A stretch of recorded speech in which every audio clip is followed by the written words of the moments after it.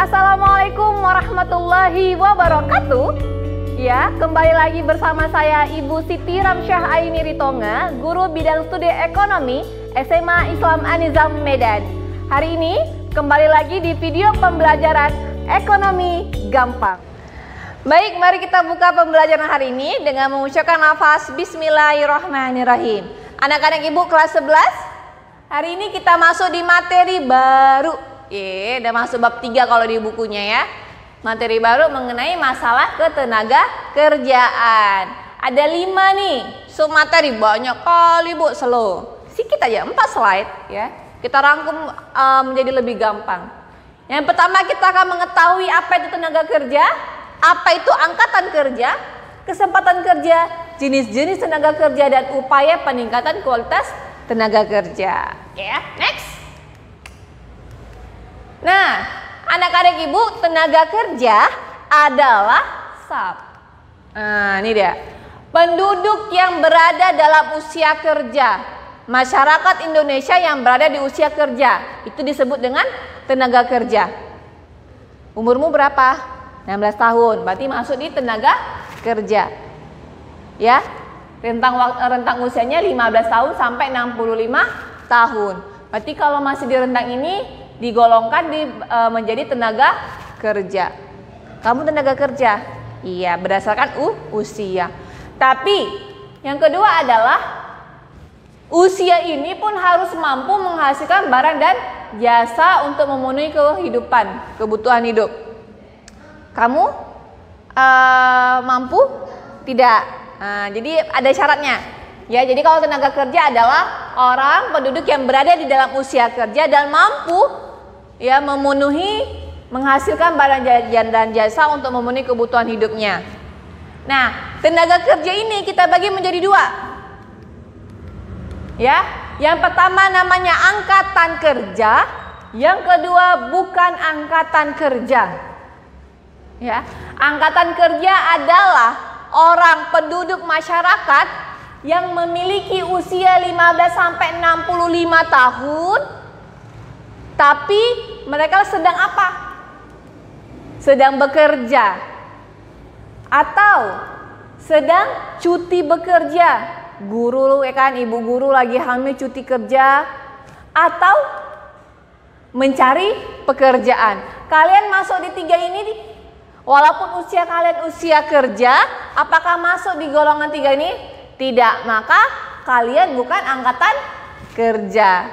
Paham? Oke, paham ya.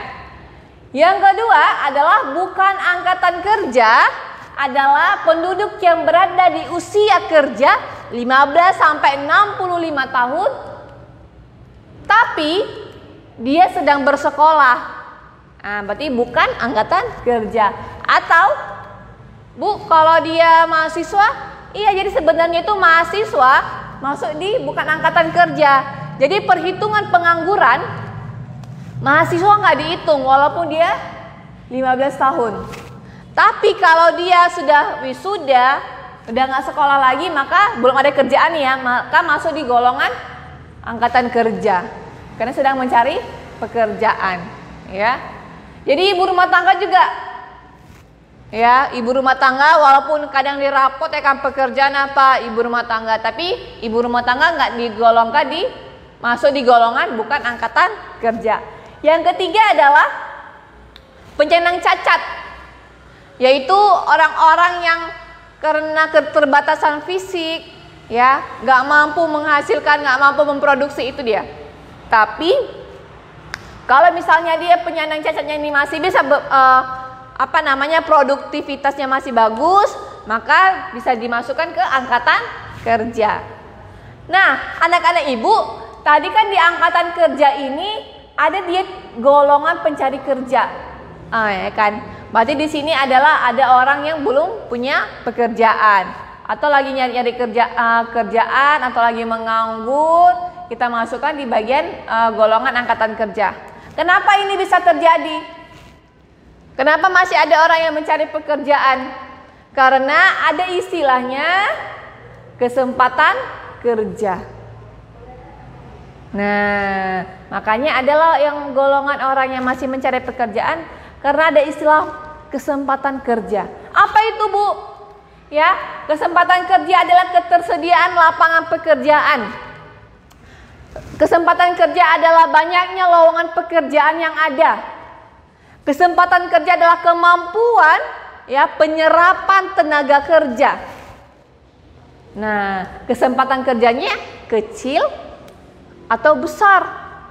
Makanya gini, salah satu misalnya nanti kamu udah kelas 12 ya anak-anak ibu ya.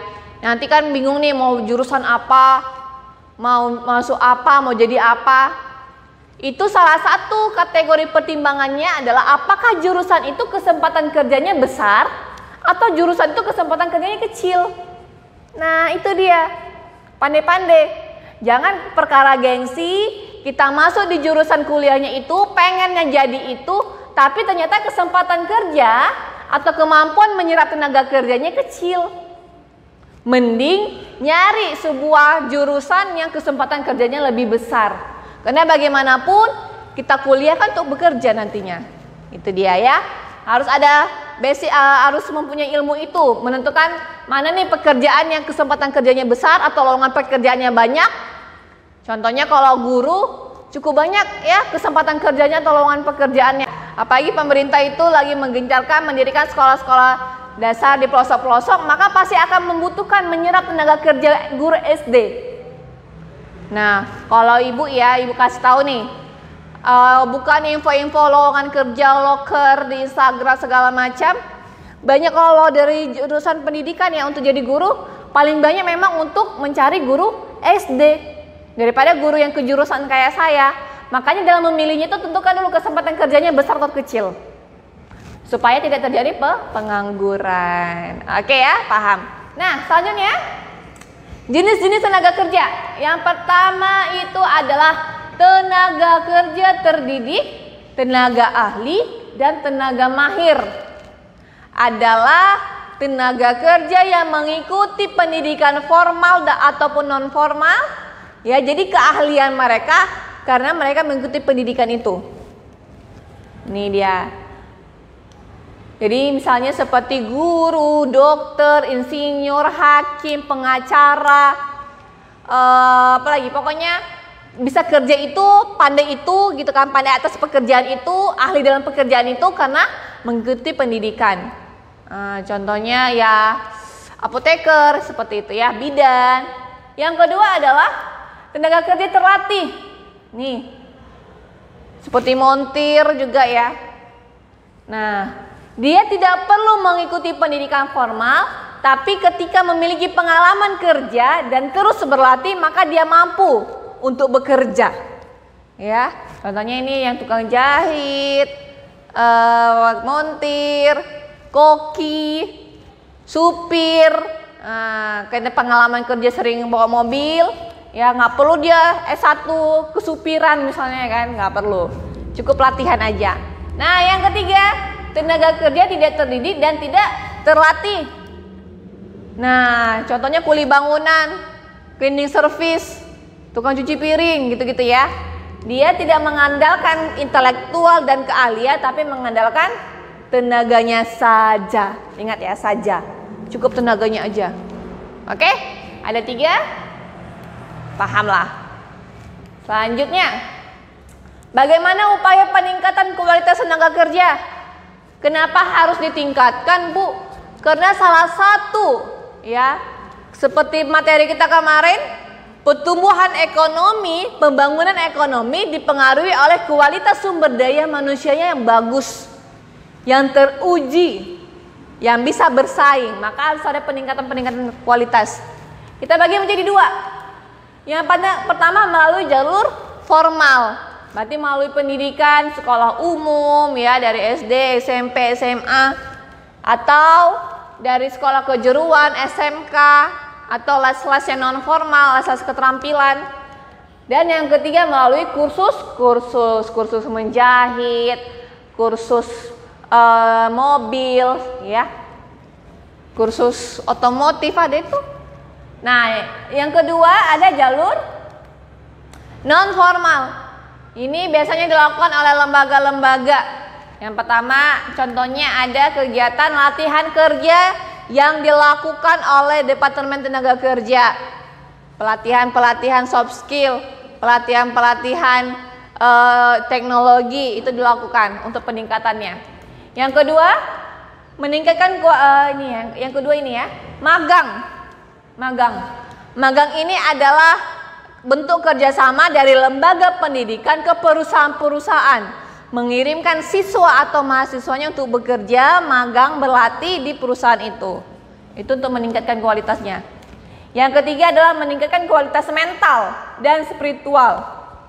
Biasanya kalau kita muslim dibuatlah kegiatan malam muhasabah diri atau pengajian setiap mingguan atau setiap bulannya. Kalau mental misalnya dibuat kegiatan outbound untuk pegawai-pegawai tenaga kerja. Jadi banyak program-program untuk meningkatkan kualitas tenaga kerja. Baik, demikian saya kembalikan. Demikian pembelajaran hari ini. Sampai ketemu di video pembelajaran ekonomi gampang selanjutnya. Jangan lupa like, comment, and share. Terima kasih. SMA Islam An-Nizam, unggul, cerdas, Islami. Assalamualaikum warahmatullahi wabarakatuh.